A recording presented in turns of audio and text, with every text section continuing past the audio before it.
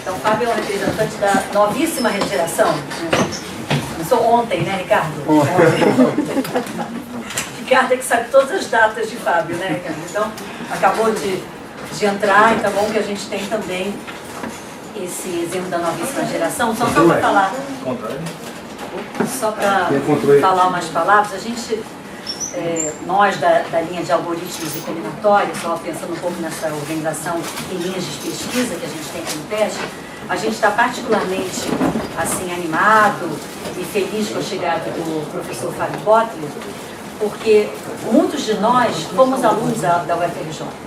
E Fábio é o que vai, eu falo para ele vai nos salvar do reading, né? Porque o professor veio de fora, a gente fala que é de fora porque ele fez doutorado na USP, né? Então não fez aqui na UFRJ, como Sula, Márcia e eu fizemos, né, que somos representantes da linha de algoritmo combinatório. Franklin fez no LNCC, né, pelo menos estava aqui no estado do Rio, né, então agora Fábio vai trazer essas novidades todas para nós, né, e a gente está muito mesmo feliz. Então esse seminário não deixa de ser também um seminário de boas-vindas para o Fábio, que eu vou falar aqui na Semana PET. Por favor. Obrigado, Celina. Bom, esse na verdade é o meu segundo seminário. Nas 2 semanas atrás eu fui um seminário um pouco mais técnico, isso aqui eu tentei tirar um pouco da tecnicidade, porém, como eu falei no meu seminário para quem estava, eu sou formado em matemática, então sempre tem que ter prova, tá? Então quem não gosta de prova fica um pouco incomodado com isso aí. Bom, hoje eu vou falar de Lego, de Tetris e de outras analogias não tão discretas.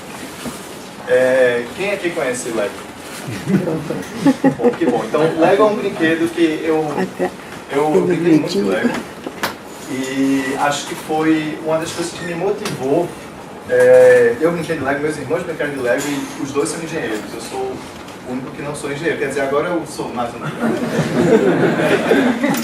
E eu acho que é muito didático e que pode trazer perguntas muito interessantes, como algumas perguntas que eu vou mostrar aqui para vocês. Tá? Então, com Lego você consegue construir algumas coisas simples, né? Algumas coisas mais complexas, né? Umas paredes assim, mais complexas, você pode consertar com alguns problemas do seu dia a dia, talvez outros, mas o legal do Lego é que você consegue fazer coisas bem complexas usando essas pecinhas básicas, né? Por exemplo, a Millennium Falcon do Star Wars. Então, quando eu olho para isso aí, eu penso, como é que eu vou justificar para minha namorada que eu quero botar isso na sala de casa? Tá? Não, mas tem outras perguntas interessantes, tá? Só para eu dar um pulo, deixa eu falar um pouco de Tetris. Do mesma forma que Lego, a gente consegue construir umas paredes assim, com os bloquinhos, o Tetris você também consegue construir com esses bloquinhos. Na verdade, as pecinhas do Tetris são aquele Tzinho ali, aí você tem umas peças de formato L. Tá meio ruim de ver as cores, mas aqui era para ter uma peça comprida vermelha só.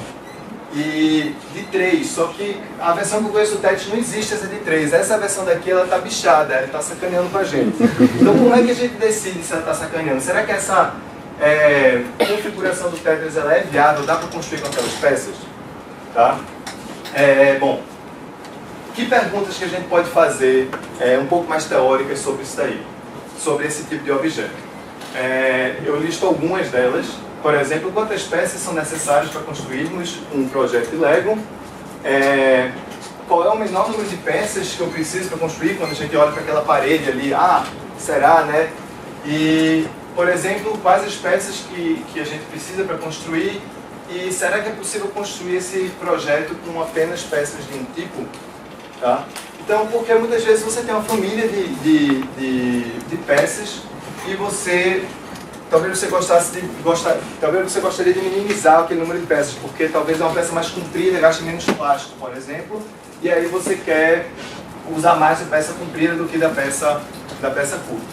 Tá? E o Tetris, a pergunta que eu fiz foi, será que essa configuração Tetris é viável? Bom, eu falei de Lego e de Tetris para tentar introduzir o tipo de problema da ciência da computação que eu trabalho. Tá? E a motivação é que essas coisas elas são feitas por partes. Né? Por exemplo, um celular, uma mesa, são peças. Um livro é feito de páginas que contém palavras, que contém letras. Né? Um celular, de novo, um computador é feito de componentes e quase tudo é feito de moléculas que, por sua vez, são feitas de átomos. Tá? Então, quando a gente olha para um grafo, né, quais são as partes de um grafo? Quais são os átomos de um grafo? Quem aqui já viu grafos? Bom, que bom. Então, a definição formal de grafos é que grafos são vértices ligados por arestas. Tá? E aí você pode dizer, não, tudo bem, então eu vou dizer que os átomos do meu grafo são as arestas. Tá? Então aqui eu colori uma aresta com cada cor, eu vou colorir assim quando eu quiser definir um átomo. Tá? Então cada aresta aqui é um átomo diferente. Mas que informação a gente ganha do grafo dizendo que os átomos dele são as arestas? Tá? Porque isso é a definição dele. Quando você entra com um gráfico no computador, você já diz quem são as arestas. Isso não dá nenhuma outra estrutura para a gente que a gente possa usar para trabalhar depois. E aí, veio esse cara, na verdade ele não foi o primeiro, mas ele que escreveu a frase direitinho. Roland Häggkvist, pelo que eu saiba, ele é sueco. E aí ele faz essa pergunta. Dados dois grafos, G e H, e uma mente inquisitiva, a gente pode se perguntar quando é que G é a união de cópias arestas disjuntos de H. Tá? Eu vou dissecar essa frase aqui. Primeiramente, o que é inquisitivo? Tá? Essa, na verdade, a outra parte lá eu já sabia, eu estava estudando grafos, eu fiz, não, eu sei o que são cópias arestas disjuntos, mas o que é inquisitivo? Né? Então, uma pessoa realmente inquisitiva quando ela busca se informar, pesquisar, fazer as perguntas e interrogar. E eu acho que é exatamente esse o papel da gente aqui. Tá? Bom, então voltando para a parte séria, o outro objeto que Häggkvist fala naquela frase, a gente define mais formalmente como sendo a decomposição. Tá? Então, esses aqui são 4 cópias daquele grafo que a gente viu ali atrás, só que eu estou definindo átomos diferentes. Tá? Eu decompus esses grafos aqui em cada um em um átomo diferente. Por exemplo, aqui os átomos são triângulos, tá? Aqui os átomos são caminhos com 2 arestas. Aí quando são triângulos a gente vai chamar de K3 decomposição. Tá? Então o que eu vou fazer? Eu vou pegar o meu grafo, eu vou dar uma coloração e cada cor vai ser um dos meus átomos. Tá? Então isso é o que eu estou entendendo por átomo. Bom, a gente pode também olhar de uma forma meio de otimização. Por exemplo, a gente pode dizer que a família dos átomos da gente são só circuitos. E eu gostaria de saber com quantos átomos eu preciso para construir aquele grafo. Ou posso dizer que os átomos são caminhos. Aí tem o mesmo problema. No caso de caminhos, eu posso, aqui é uma decomposição em caminhos, também aqui é outra. Tá? Então se a gente pensar direitinho, aquela primeira que eu mostrei atrás, isso aqui também é uma decomposição em caminhos curtos. Tá? Então talvez seja o problema desse caso daqui, seja bem óbvio que seja o problema de minimizar. Eu gostaria de usar sempre o menor número de caminhos. Bom, voltando para a pergunta de Häggkvist, a gente pode renunciar da seguinte forma. Se eu dou um grafo grande G e um grafo H, que é a cópia do meu átomo, o meu exemplo de átomo, será que H é uma união de átomos desse tipo? E aí fica o exercício de novo. Quem já viu o seminário de 2 semanas atrás, viu que eu estou repetindo esse exercício. Que é um exercício bem bacana. Aquele gráfico que a gente viu no slide anterior, isso daqui, da P2 da composição, isso acontece quase sempre. Tá? Então, se o número de arestas é par, eu sempre consigo encontrar uma P2 da composição. E aí, por outro lado, a gente pode perguntar, será que acontece a mesma coisa com caminhos de comprimento 3 ou com triângulos que são grafos pequenos com 2 arestas? E aí, volta lá para a pergunta de $1 milhão, literalmente. Né? Se eu quiser decompor em qualquer coisa que não seja esse caminho de comprimento 2, esse problema é NP completo. Tá? Quem viu a definição de NP completo aqui? Então, não vale mais. No próximo slide é de que, como o Daniel falou também antes e como a Salina falou no ano passado, tem um preço na cabeça desse problema, né? Então, se você consegue encontrar um algoritmo rápido para resolver esse problema, você ganha $1 milhão. Tá? Isso chama o Millennium Prize Problems do Instituto Clay. E, bom, aí é legal, né? Você estava brincando com o Lego 5 minutos atrás e aí daqui a pouco, se você resolve esse problema, você vira milionário. E aí tem que dividir o dinheiro com o Daniel.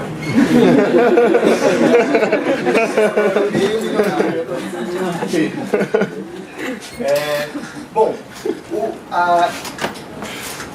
então não é novidade, quando a gente bate num problema NP completo, num problema NP difícil, a gente fica meio que sem ter para onde ir, né? Porque basicamente essa noção de NP completude foi introduzida para dizer que um monte de gente, para usar como prova de que um monte de gente muito boa trabalhou nesse problema e ninguém resolveu. Então, quando você consegue estar trabalhando num problema lá de computação e falar, será que não é NP completo e prova que é NP completo? Aí você já faz, putz, queria resolver aquele meu problema da indústria de forma ótima, não vou conseguir, né? O que eu vou fazer, tá? Então, o que a gente faz diante de um problema difícil? Tem várias direções que a gente pode tomar. A gente pode estudar esses algoritmos exponenciais, tentar melhorar algoritmos exponenciais, fazer com que eles sejam relativamente práticos, pelo menos para aqueles casos que de fato aparecem. Você pode estudar classes especiais de instâncias, né? Você pode estudar alguns projetos especiais de Lego, por exemplo. Já vou falar um pouco mais de classes especiais de instância. Você pode estudar heurísticas que vão dar dicas para o seu algoritmo de como resolver melhor aquele problema, ou uma forma um pouco mais teórica, estudar algoritmos de aproximação que garante uma solução boa, né, num determinado padrão. Quem viu algoritmos de aproximação aqui? Ou aproximativos? Aqui chama de aproximativos. Então, só o Daniel viu? Então, ó, 3 pessoas, ó. Não, a Márcia vai me dar bronca, que ela tem um livro sobre isso. O seu livro é de aproximativos ou de aproximação? A gente já teve essa discussão. Muita discussão sobre isso. Aí eu botei os dois aqui pra gente não brigar. Um algoritmo de aproximação do que o Daniel estava falando, ou parecido com o que o Daniel estava falando, você tem um problema lá.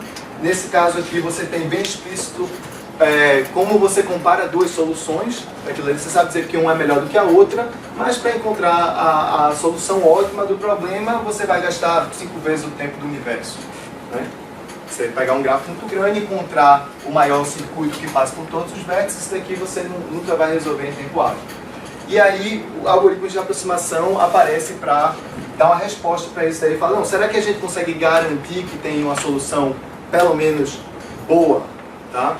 Mas eu vou seguir aqui e vou falar mais desse caso daqui, já que vocês já foram convencidos de que procurar soluções boas talvez seja mais bacana do que soluções ótimas. Então eu vou falar um pouco de o que a gente pode esperar de classes especiais de instâncias quando a gente está tratando de um problema difícil, né? E um exemplo é esse teorema daqui, que diz o seguinte. Bom, uma classe bem comum de grafos são esses grafos regulares, tá? São aqueles grafos que todos os vértices têm o mesmo grau. Então, nesse caso, todos os vértices têm grau 3 e Kotzig, Boucher e Fouquet provaram, independentemente, que eu consigo encontrar a decomposição entre menos 3 se esse grafo tem emparelhamento perfeito.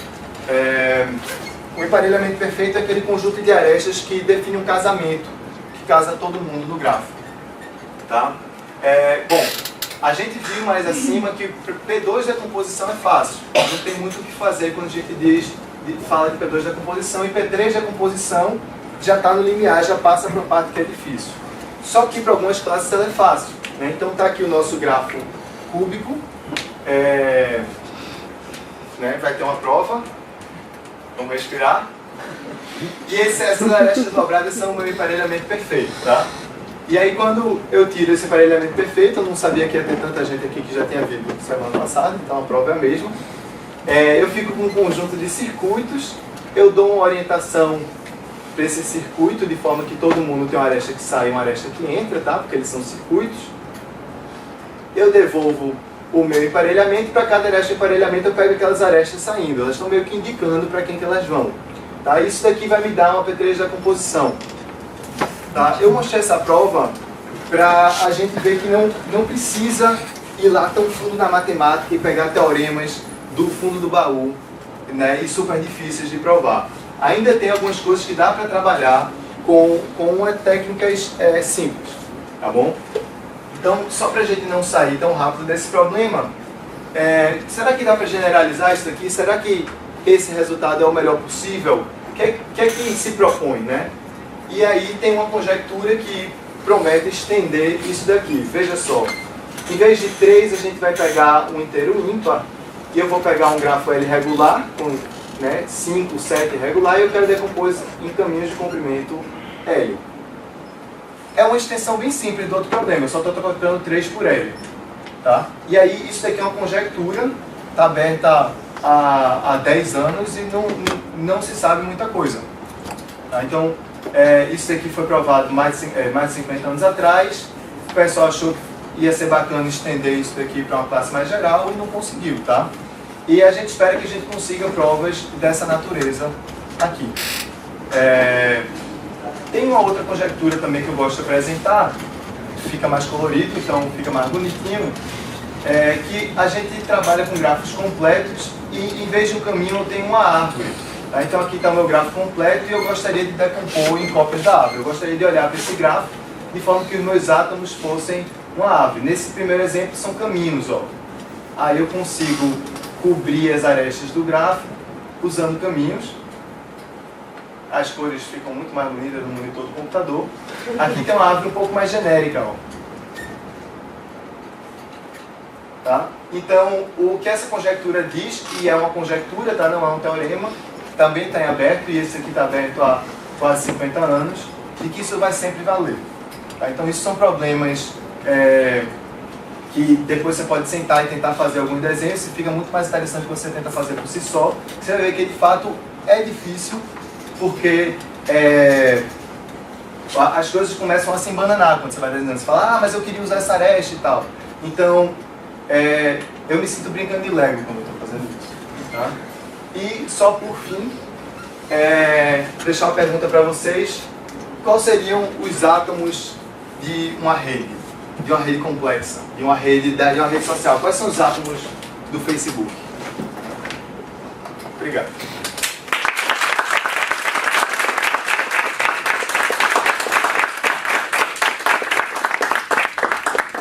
Por favor, perguntas, comentários?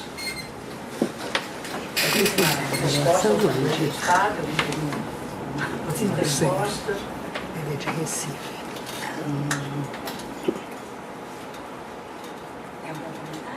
Acho que dos átomos, né? Os dados do Facebook. Acho que são diversos dados, né? Eu acho que a primeira figura. Tem como rever isso? Esse aqui. Eu acho que é essa. Não, mas eu não sei. Eu peguei essas figuras aqui, eu busquei grafos bonitos. Eu acho que todas elas representam, não sei se isso aqui é um mapa, eu não fixei na fonte. Tá? Eu não sei se isso depende de cada dado, né? Sim, claro. Isso depende, né?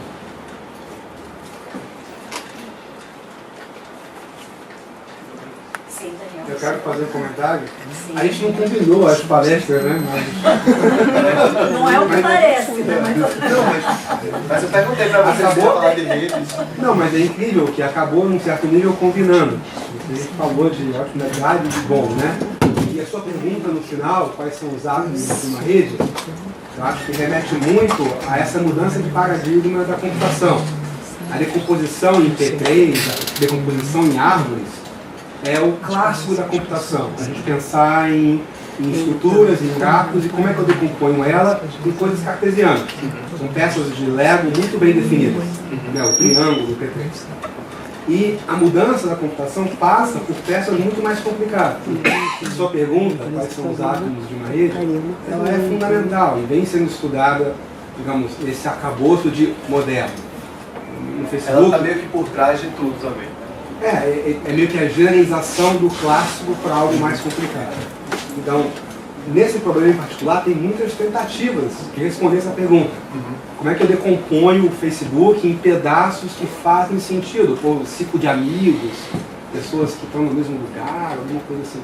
Então, está muito bem ligado ao que eu estava falando de problemas novos da computação. É que eu fui fazer pergunta para ele aos poucos, durante a semana, para saber o que eu ia falar. Você vai falar de rede comum? Vou falar de bom e ótimo. Tá, então vai falar de algoritmo de aproximação? Aí você disse, não, então eu vou. Mas é isso que o Daniel falou, e eu deixei passar. Por que a gente quer saber esses átomos de uma rede?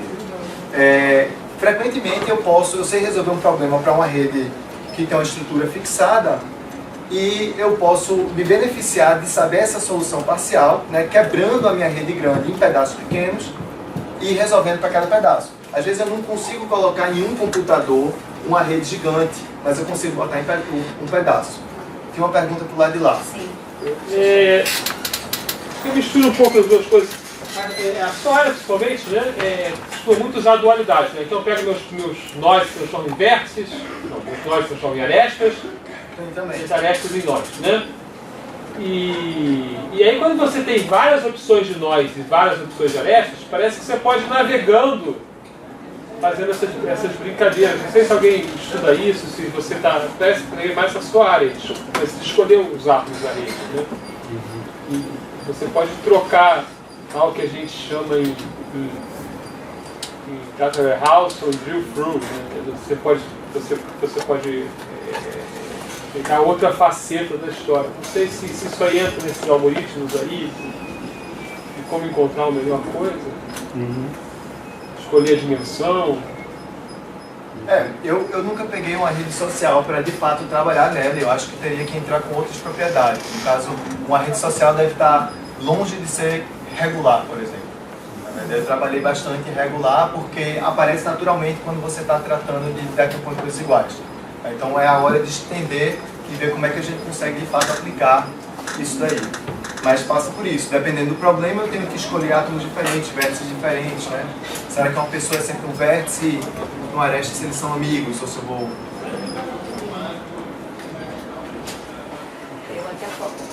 Já aproveitar, porque o Chechel vai falar na semana teste, não é? Oi, já peguei agora uma dica aí com vocês, esse negócio de dar valor às coisas. Você vai falar que dia, Chechel? Vou falar quinta-feira, meio-dia e meia, sobre pesquisa em jogos. Pesquisa em jogos. Vamos dizer assim, que esse final é um dinheiro um pouquinho barato pra gente.